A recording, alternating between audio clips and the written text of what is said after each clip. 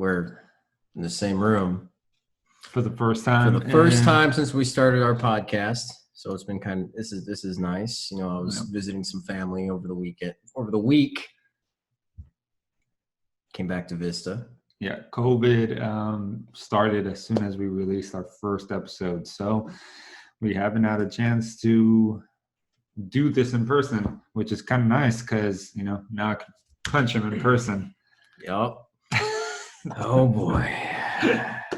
This is a good time. So there's not much going on in the music industry, but we do have an exclusive interview with Shamu Victor from Tribal Seeds. So be sure to check that out. You can fast forward if you don't want to look at Jake's ugly face or my ugly face, and just watch the interview. For now, we are going to talk a little bit about what's going on in the reggae industry. So there's not much, with the Black Lives Matter movement and COVID. There's a few artists have released some things, but not that much.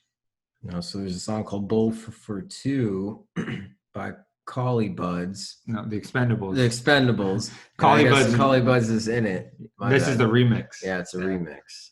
Cali Roots remix. So Collie Buds actually released a whole album of like 20 songs.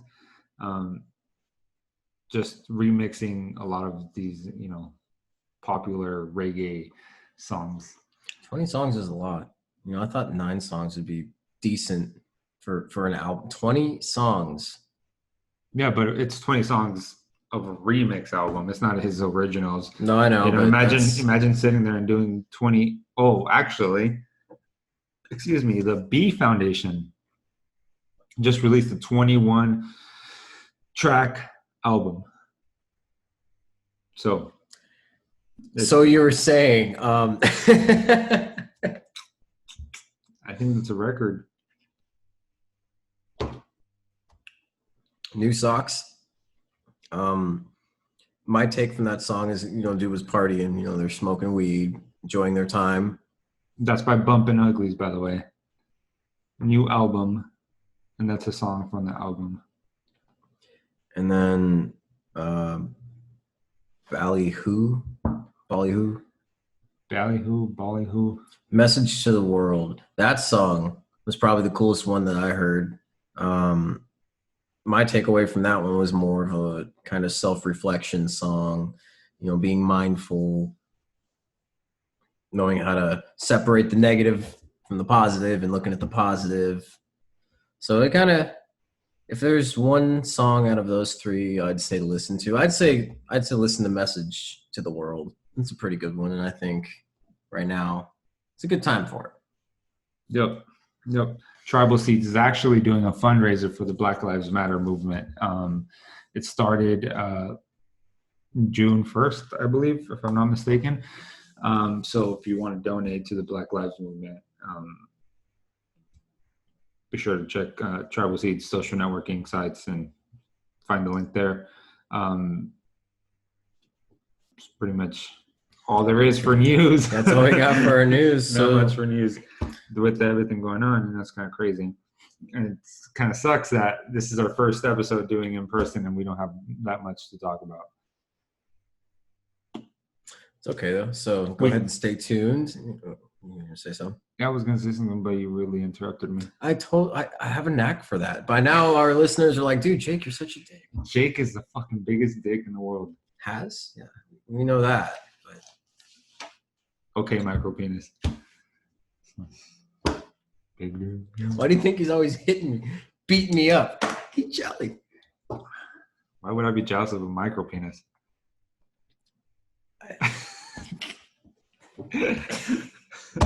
Anyways, before we get into the interview, I did want to mention that Eight Father has a new song out. Fool has a new song out. King Blitz has a new music video out. Tara Casey has a new song out. Who else? Everest has a new song out. Raptors has a new song out. There's a lot of the artists that we've interviewed have new content out. So check them out. You know, they're part of our family, so we want to keep promoting them as much as possible. Awesome people, and kind of thank them for coming on the show. So check that out, and I think we're ready. I think so too. But first, I think you should flex. Just kind of give us like one of those motherfucker. All right, stay tuned for Victor Shamu from Trouble Seeds. Yeah. So, I mean, first of all, I want to thank you for coming on the show. You're welcome. Very welcome. You know. So, Pleasure. I want to kind of talk and see how did you get into Trouble Seeds and how did that go on? Because I know you're not the first bassist, right? No, I'm actually well, it all started in 2010. That's when I got the call to join the band. Basically, they needed a bassist, somebody to kind of like fill in a little bit, you know, not a permanent bassist, but someone that could fill in and learn something quick and go on tour.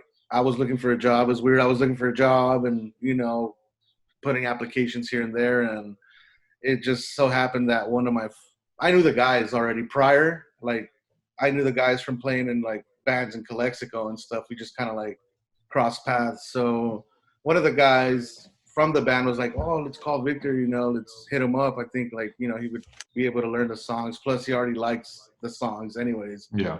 So, yeah, I just got the call one day, and the next day they picked me up. I was practiced for like a week, basically, and went on tour with them on their first national, I would say, opening for a national act, which was Revolution at the time. Nice. It was 2010. It was called the Give Thanks Tour. It was called. It was with Revolution and Zionai and us Tribal Seeds. So I got to do that, and you know, here we are now, you know, doing big things and, you know, creating music. So what band were you in before? We're Break From Society. We're a little reggae band from Calexico. You guys used to play at Mike's place a lot, huh? Oh, Mike's place, Hot Rod.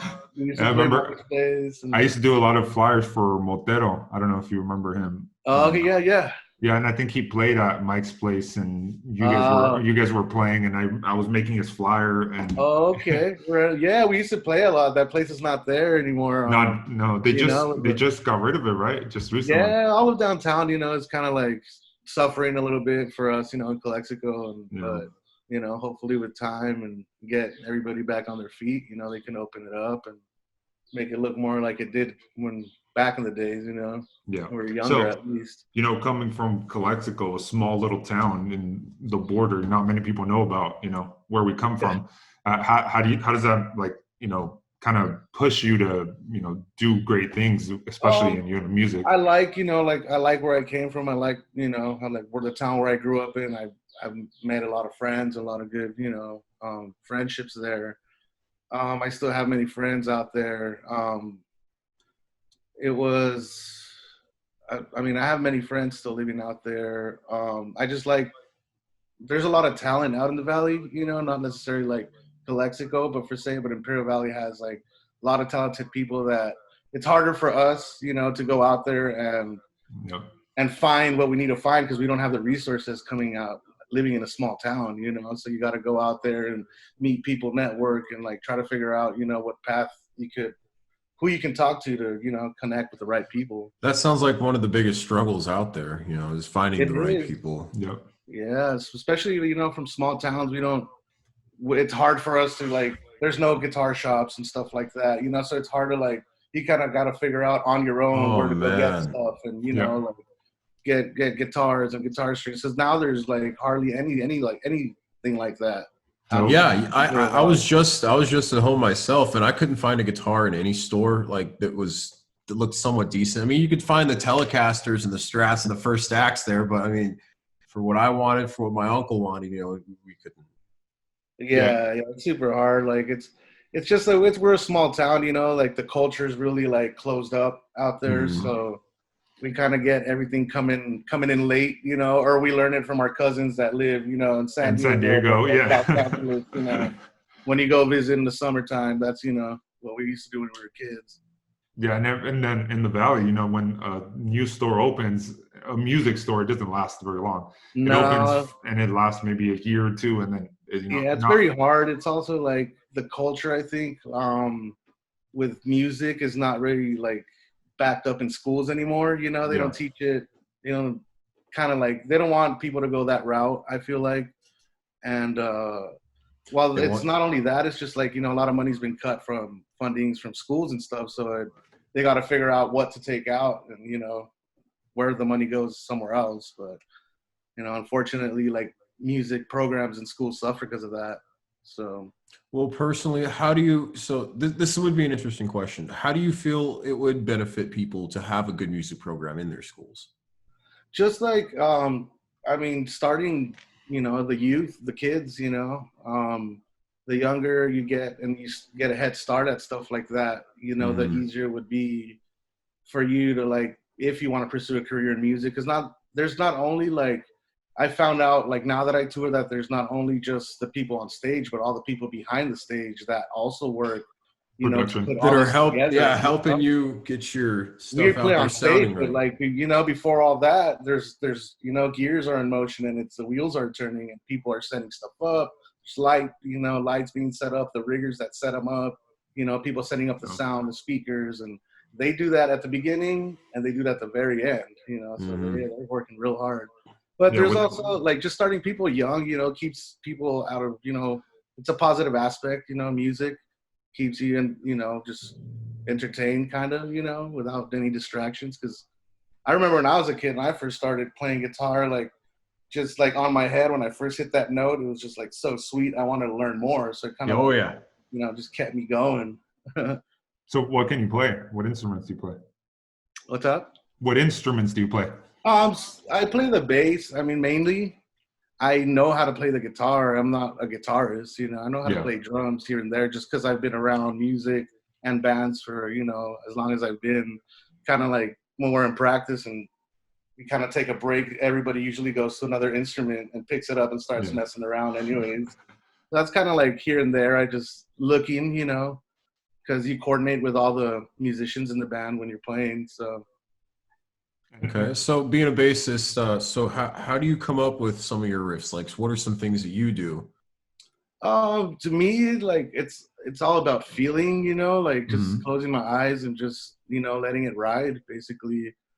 Um, I've always been a musician, like by ear, you know, since I was a kid. I started messing around with guitar and I figured it out how I figured it out, you know. Oh yeah. And um, I mean, I try. It's sorry, I got all carried away. No, it's okay. It's okay. What were we? What was the question again? What was that? How do you come up with some of your riffs? Oh, Yeah, no. Well, I just let it. Sorry, I just let it ride, bro. Like, you know, I'm very feeling kind of person. So like when it's gotta come from the soul, you know, when you're playing. Because once you don't play without soul, the music is soulless, and it's not. You could tell when somebody records something, you know, repetitively, where it is that they're like, you're doing the track. And, you know, back in the day, bands used to all play in one room at the same time, you know. Now with the computers and all, people could be in different countries recording, sending stuff. And it kind of loses a little bit of the soul to it, you know, that organicness of. That kind of feels like that's what we're doing, you know, nowadays, because, you know, the pandemic's going on. Yeah, now it's like, you got to roll with the punches too, you know. You can't, it's just what it is now, you know, till everything kind of like normalizes a little again. How has the COVID affected you guys and your music? Like us as a band, we had scheduled to leave out of the country. Actually, we were gonna go to Chile, we were gonna go to Argentina and Brazil in March, and it was like everything started happening a week before we were supposed to go. So it was kind of slow at the beginning, when it started to pick up, it's like we're kind of asking ourselves, do we want to go play out there? You know, which we do want to go play, but then we started there. A lot of flights, you know, started getting canceled. You weren't able to fly, or you weren't able to go into a country unless you were quarantined for 14 days prior. Yeah. So like all that, you know, it kind of hit us real hard from the touring industry, mainly like all musicians. A lot of tours, festivals are canceled. Everything's kind of normalizing. Everything could go back to normal a little bit, but like I feel like the music industry was hit where it's, you know, we depend on masses, you know, on big crowds to come out and, you know, enjoy the music.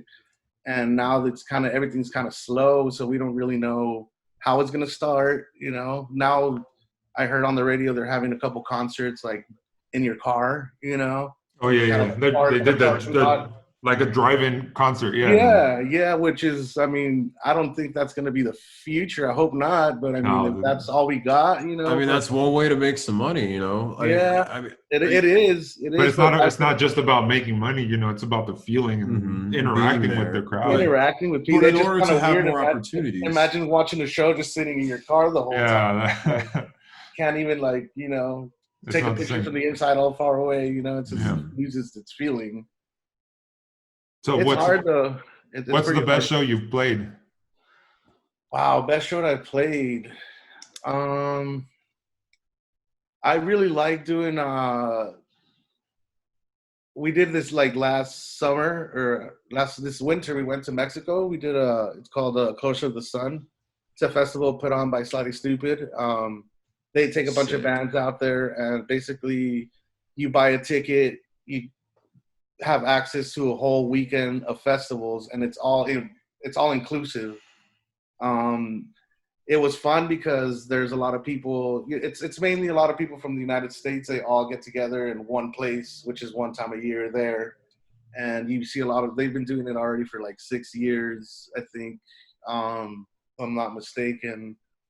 It's so much fun because you play out in Cancun, like out in the open on the beach. So they have different stages where like one's right in front of the water, one's like in a super huge place with a big sound systems. There's more like smaller intimate stages, and they have like different artists, you know, come around and play at all day. They'll start at noon and they'll end at 11 at night. So you're just drinking and partying the whole time. All inclusive, so like food and beer, and it's you know, it's so much fun. What was it called? It's called Closer to the Sun. Closer to the Sun. Yeah, I think did Beef Foundation go? Yeah, I think they might played there. Yeah. Yeah, I think they were telling us about that last time. That for me was really fun because you get to travel, and then like not only like this last year we traveled over there, and then we had a day off in Cancun where we like went to Tulum, and then we went to Chichen Itza. We got to do the whole tourist thing. Yeah. You know, that was kind of fun. I've never been to those places, so it was cool to visit. We're talking about, you know, going to Mexico. How is the Mexican community, you know, in the reggae scene?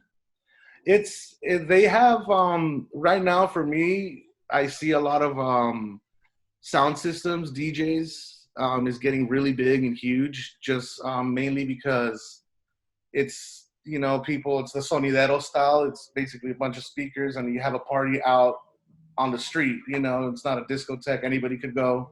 Those are getting real popular around, and they're promoting all this music, this new reggae music coming out. So basically their job is to show you the music that's coming out, you know, so that's a cool way. That's something that I've seen that's been growing a lot. Not necessarily bands. Bands were very big in Mexico, reggae bands, like around like 10 years ago. There was a lot of reggae bands playing. It kind of died down a little bit, but I feel like they went a certain route. They went a different route and started going into sound systems. So much fun. I went to Guadalajara. One of my friends has a sound system. They're called King Yanga Sound. They're from Guadalajara. Very good friend of mine, grew up with me in Calexico. They had a super dope ass party. Like they promoted it, you know, they brought in artists from Europe, a couple of artists actually, rented the spot, put the speakers up, you know, did the flyers, charged at the door, you know, provided the party, did everything.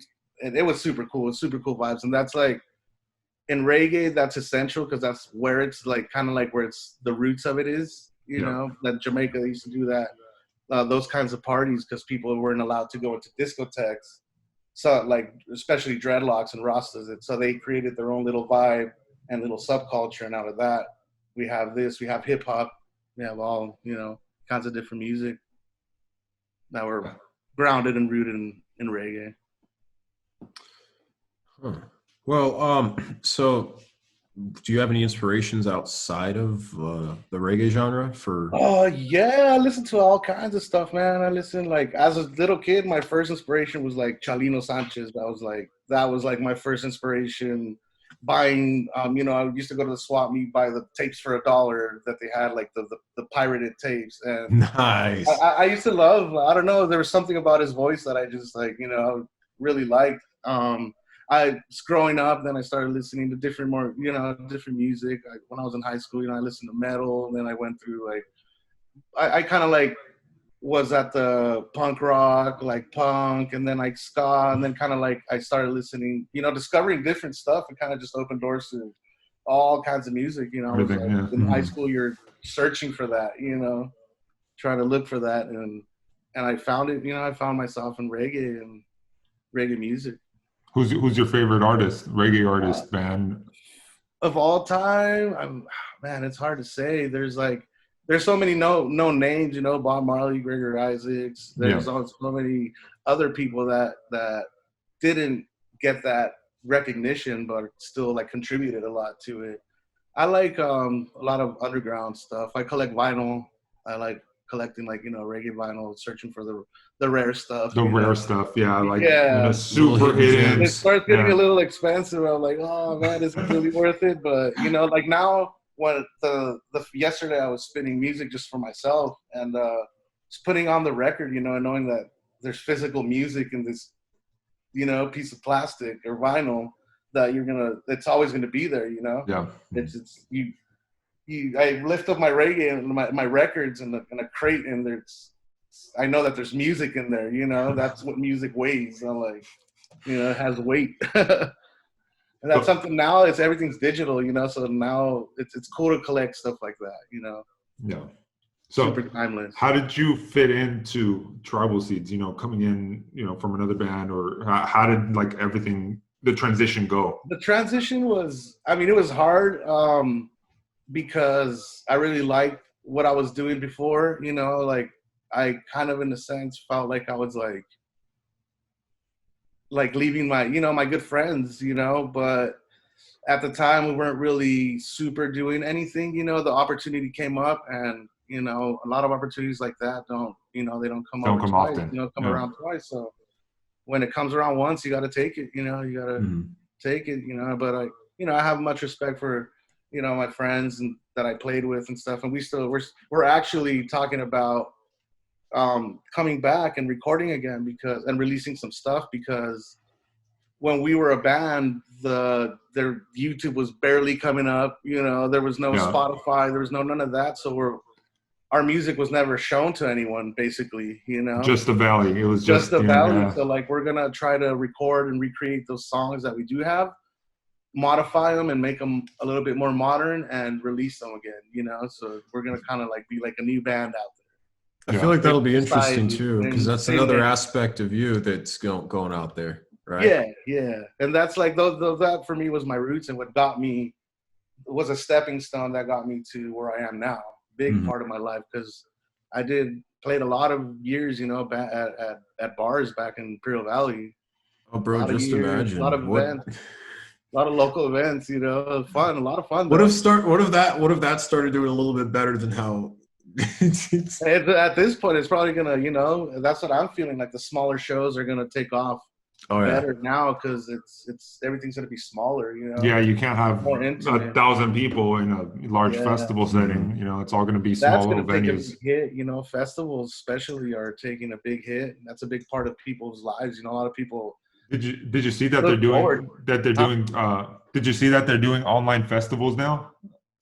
Yeah, no, I saw that. They're just like doing streams and stuff. They're trying, they're trying not to lose, their what they've built up and stuff. Kind of like just adjusting with the times, Yeah. That's what we got to do.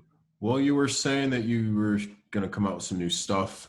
So for you being in the studio or recording, what's the hardest part for you, would you say? Is it like the actual, like laying down the tracks or the Yeah, timing just or? for me, it's kind of like just being on the spot, because you're laying down, your time is money, you know what I'm saying? So you're on the Crunch spot, time. the spotlight's on you. That's going to be laid down. That's going to be recorded. That's going to be immortalized and listened to. So it's a big Pressure. thing. Yeah, it's The okay. pressure is big. Yeah. No, I get you. So I guess that's the hardest part is like I got to get it right. The Yeah. Everyone's staring at you. Hey, you fucked up. God damn, that's another $30. Damn. I get No, nervous. studios But, aren't don't get cheap. me wrong. It's hard. Do you still get nervous for shows?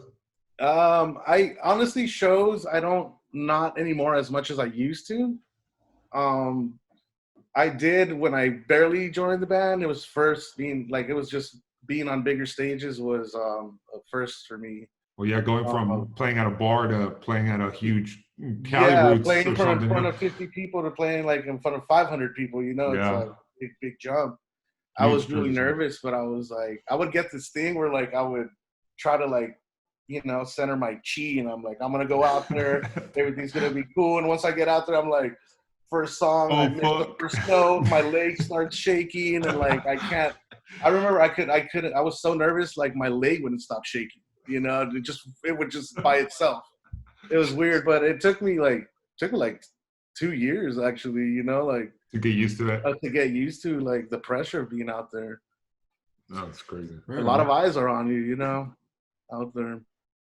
Well, when it comes to your songs, he showed me one the other day there was 3 bands in that one? In the remix, In the with remix? Slightly Stupid in the Green. Dude, that was sick. Oh, yeah. So World on Fire. yeah. So how do you feel about those kinds of collaborations? Do you like them? I like them personally. In that song, Stick Figure wrote the song, right? And they got big names to go out there, and it's huge. Fans, as a fan of music, you like to see that kind of stuff.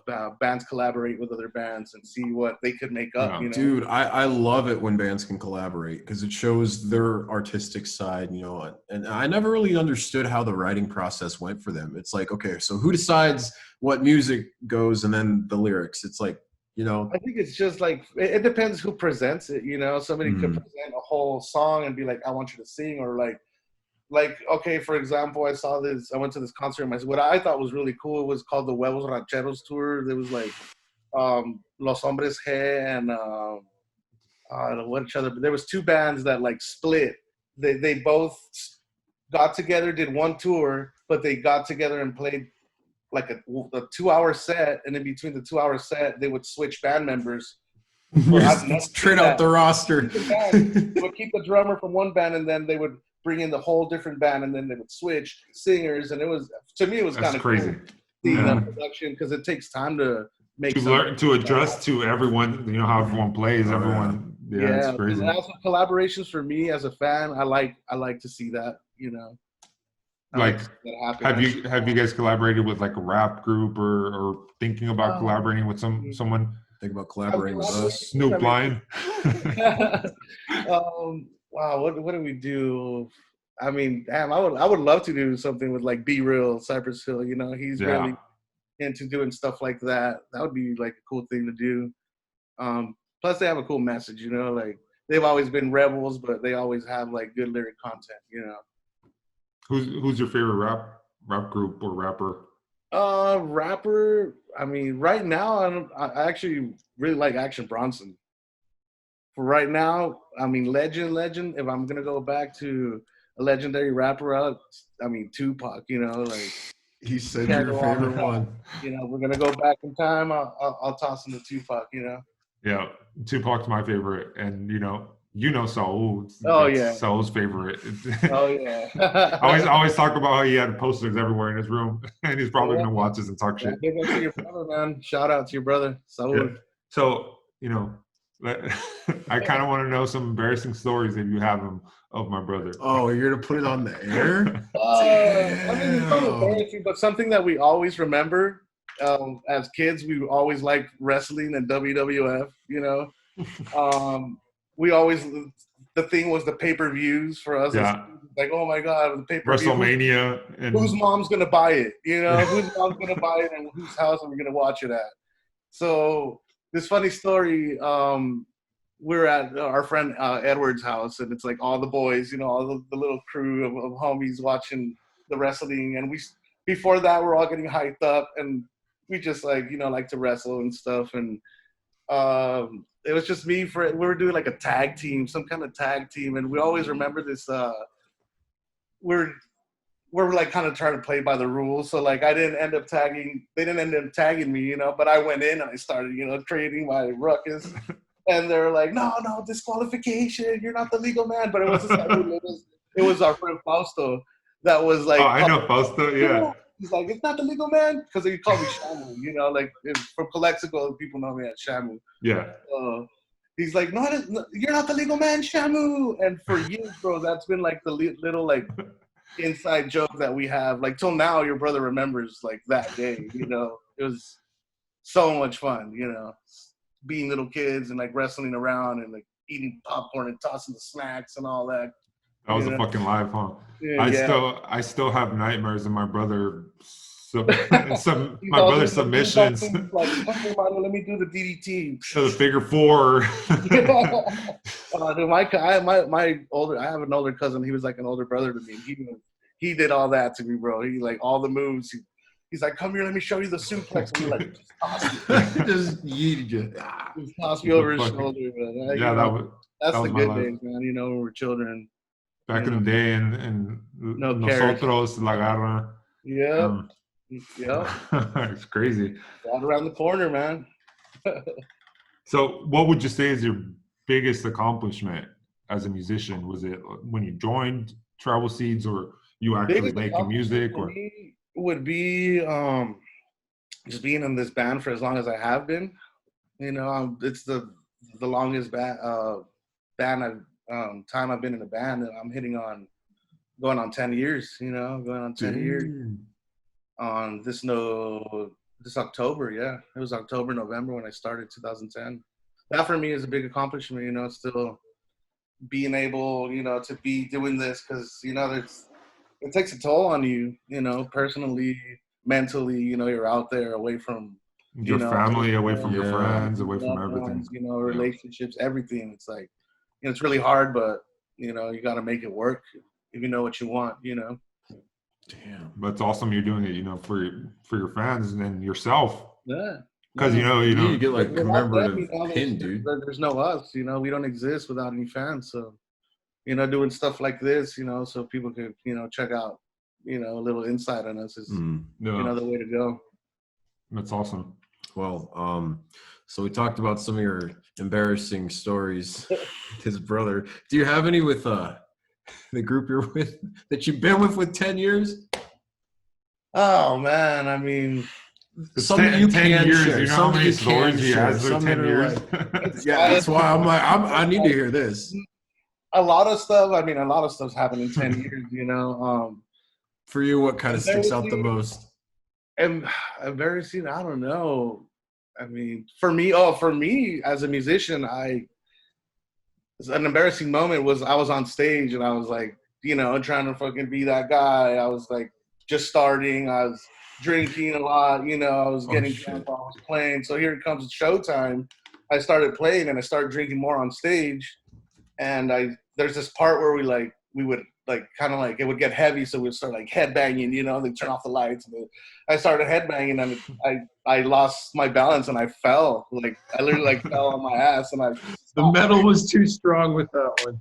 It was bad, bro. It was bad. But you know, you learn from your mistakes. Like never again did I, you know, do that. Did you headbang that hard? Yeah, it was more being drunk. That's why I fell, you know. So like it's lesson learned, you know. For me, that was embarrassing. That was bad because people could tell I was drunk. You know, it's been a couple of times. It hasn't happened a lot, but it's been a couple where it's noticeable, and that is like just bad performance. You know.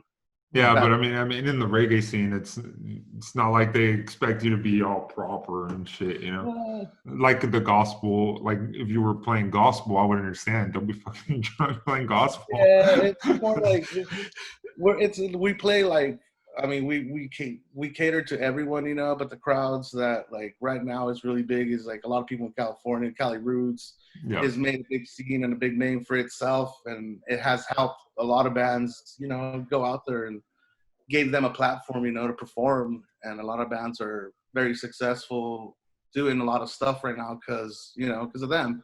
People that like to help out bands, you know, that necessarily aren't that big, but you know, people take chances, and you know, good stuff comes out of that. yeah. Okay. So what are some things that you've learned while being a musician, that like tools that you've developed to kind of help your make your life a little easier with what you're doing? Like Just like tour, like, just to mentally be there. I take my Xbox with me, you know. gaming? I Okay. dedicate my half of my day to playing. I'll get bored, you know, try to just kind of free my mind a little bit. You know, a lot of guys, you know, they go out and work out. A lot of people, like, you know, just mentally go out and walk around the city, you know. Mhm. Touring is really hard. It's really hard. The eating, you know, trying to figure out where you're going to Oh, eat, dude, fast food for days. you know. No, but I mean, if you're touring, you want to go somewhere popular. You don't want to go to Yeah. McDonald's. Yeah, you want to go somewhere you've never been, you know. Like me, Yeah, I'm all about like Googling somewhere and be like, oh, I wonder what this place is. You know, going to Thai spots and like, you know, Okay. Indian spots. We go to a lot of eat Indian, Thai. One of the best meals I had was like we went and played last summer. We got to play in Amsterdam, and we played goddamn. Ooh. right around. They had, you know, that city never sleeps either. So there was food at 2 a.m. We went and had Indian food that some guy had just made from scratch, and it was the best meal I have ever had. Honestly. Oh man. So, what places have you gone to? Oh man, like we've in the U.S. we've done a lot of major cities. You know, a lot of major cities we've gone. I think the only place we haven't gone is like South Dakota, I think, but we've gone to Alaska, Hawaii, you know, Florida, you name it. We've done big cities. We've done internationally. I've got to go to Tahiti, Guam. We went. Well, this last summer we did a European tour. We went to Germany, France, Switzerland, London. That's our first time going international too. And this last March, we were going to go to South America and do a couple shows out there, Yeah. which would have been our first time. We've already been to Peru, like a couple years ago. We went, we did one show over there for a festival, but this would have been our first time going out there. Just such a shame that Yeah, it sucks, huh? life's halted, you know, right now. Fuck. So, what's your favorite place that you've gone to? I would say I really liked Guam, actually. Guam was really nice. The only thing I didn't like was like the humidity, but I think if I didn't have, you know, my big ass hair, I would have enjoyed it a little more. Cause like it was just like it was a mess, bro. It It was was all a good time, frizzy. but yeah, it was just like so humid out there, you know, it was just all over the place. It was a really nice place, scenery wise, you know, the people there, the people that took us around, the festival, everything was really good. That's one of my favorite places I think I've gone.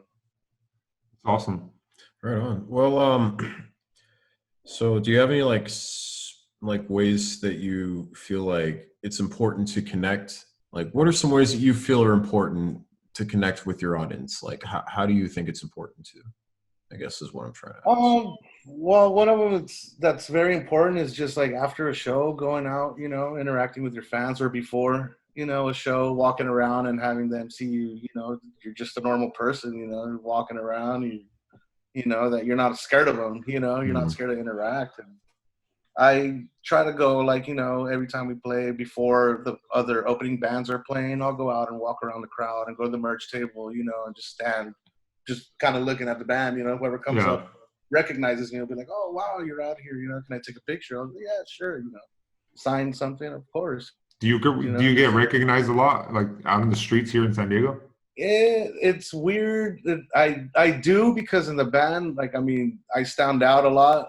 You know, I'm like a big ass dude with the beard and dreads, and like I've I've been recognized. It's weird. That was weird to me. Once I got recognized in OB by this lady who was visiting San Diego and saw us like in Florida or something like that. That was kind of weird. I thought she was from here. She's like, "Oh, I saw you guys play in Florida." I'm like, "Where are you from?" And she's like, "Oh, I'm from Florida." I'm like, "Whoa." Damn. No, that's crazy. Yeah, personally, me like got recognized. Yeah, that was. I get recognized every now and then. Not a lot, you know. We're not huge, you know, but we are. But you're pretty damn big. Mm-hmm. You know, we have made a name for ourselves, you know, as a band. Who's some of the best bands you've played with, toured with, played with? That's a good one. One of the last good bands that I really enjoyed touring with was Steel Pulse. We got to do a tour with them, a summer tour, and it was just they're awesome guys, man. They're legends, you know. They're a legend band. They've been around for a long time, and they're still doing it. And to be able to share the stage, you know, with people I heard on cassette tapes, you know, when I was young, was like that's crazy. Cool. You know, it felt really cool. Like, I mean, yeah. Okay, so how often do you usually write new material, or how often do you think people like that our musicians should be writing new material? We personally, it's hard for us because we don't like live like close to each other. Our band, half of our band is in San Diego, the other half is in LA. Mm-hmm. So it's kind of like we take how we write is we'll just jam out at our sound checks. You know, we'll have an hour to sound check and we'll just mess around and somebody will be playing something and we'll be like, hey, we'll tell the sound guy, hey, can you like record this up there?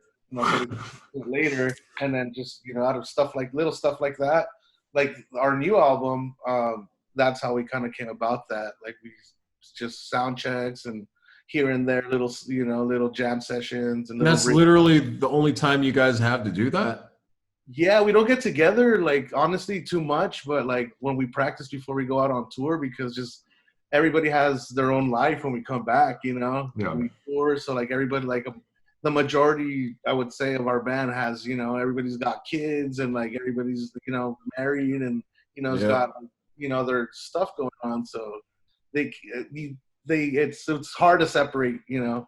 You got to draw a line somewhere and, you know, actually have time for your family and your loved ones, too. No, yeah, I just asked because you guys have, you know, albums upon albums, and yeah, you all got your own lives. It takes us a long time, but you know what? Like the last album we dropped was probably like 5 years ago, you know? So we tour to kind of like, you know, we want to stay relevant. We tour and, you know, deliver our music still, but it's just hard, you know, for us. We got to kind of like develop a system to like, you know, we haven't really had a system to write music, so we're just kind of like going as we do it, but we do try to deliver a lot of quality, you know, with our music. Like we can hear it spend a lot of time like editing and all that stuff, so like we're not trying to rush ever anything. When it comes out, you know, it'll come out and it'll be there, you know. And it'll be there forever. So what can you tell us about Fallen Kings? It's been a long process. Hopefully we're gonna release a single pretty soon. I'm not sure on the date, but it'll be soon. It'll be real soon. We're in the last, you know, stages of finishing that up. We've done a lot of recording, and drums were tracked like, you know, a while back. It's just the touring kind of like halted us, so now it's time to go and finish it off, you know. So yeah. We don't have a set date for the release because we don't want to, you know, find, of course, like here and then we're like, oh, we got to push it back, you know, and announce that, oh, we're postponing the release date. So we're kind of just taking our time with it. You know? Going day by day, figuring it out. Want to release something quality. You don't want to like, you know, just put it out there quick, you know.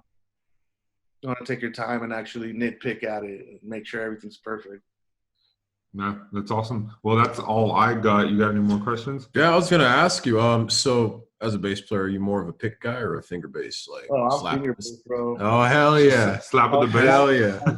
It's weird. I gotta fix up my tone, but like right now, I just like I'm a bass guy, bro. I like feeling the thump and the rattle of the cabinet, you know. that low end is just like, I have to have a car with a subwoofer. Like I love the bass. Just like it's got to be loud. It's me. Well, like the bass is one of the most important in reggae. It really is. You're carrying everything, Yeah. dude. Everything's in that same melodic. That's why I asked you, how do you come up with your shit? Because it's a lot of help. Like I personally like get help from other people in the band. Like we all give input. There's a lot of people that play other instruments, so you can't be closed-minded to ideas from your bandmates and stuff, because they might have thought of something you didn't do, and it might sound a little better, so you got to give it a chance. Yeah, totally. All right. Well, hey, we definitely do appreciate your time. I got way more I could totally ask you, but I'm here, bro. Whatever. My time is their time. No, it's all gravy, man. It's all gravy. I appreciate though, you guys had me on here. Yeah, thank you for coming on. I really appreciate that too. Well, you should come up and visit his bro one of these days, man. Catch up. And my brother comes up all the time. We should hang out. We live down the street from each other. That's what I'm saying. Down the street. So yeah, no, let him know. I'll get in touch with him. I got contact with him, and we'll get together and do something. All right, sounds good, man. Well, appreciate your time. If you need anything, let me know. Right down the street. Same here, man. You got my number. So all right, sounds good, man. If you guys are family and shit, Sounds good. Thank you. Appreciate it. You guys have a good one. Thank you. So that concludes our interview. I think it was awesome. I really like the guy a lot. He's level-headed. He's chill. I really enjoy his vibes, his outlook on the entire music thing. I'm excited to see. He said he was going to be doing some stuff with an old band of his. Yeah. Oh, man. Break from Society. Actually, I think I saw them live when I was like this big. This big. So like my your micro.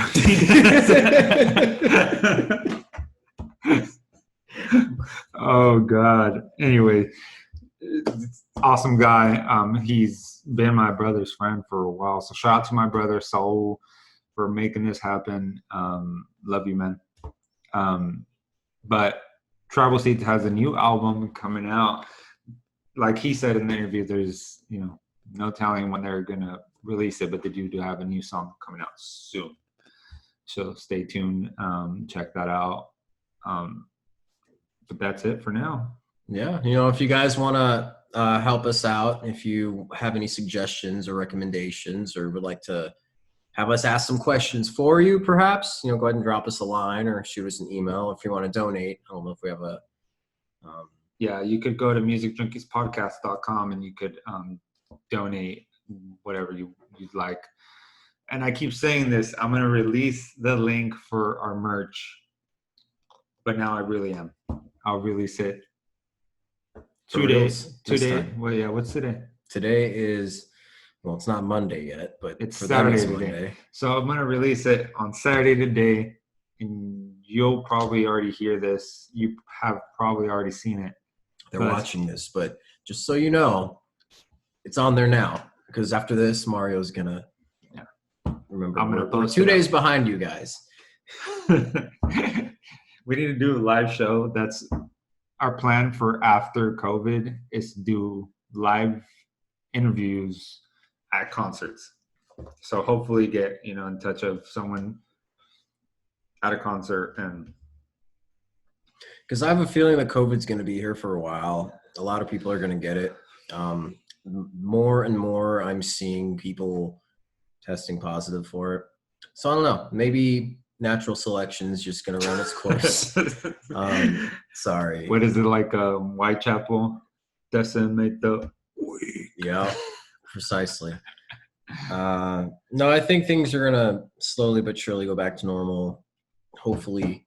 They're opening the gyms and more businesses this week in California, so I don't know what it's like everywhere else. Arizona, they've been open. They don't give a fuck. They don't care. You don't have to wear a mask in a Walmart there. They won't let us in here if we don't have a mask. Yeah. It's crazy. It's crazy the standards that every state has.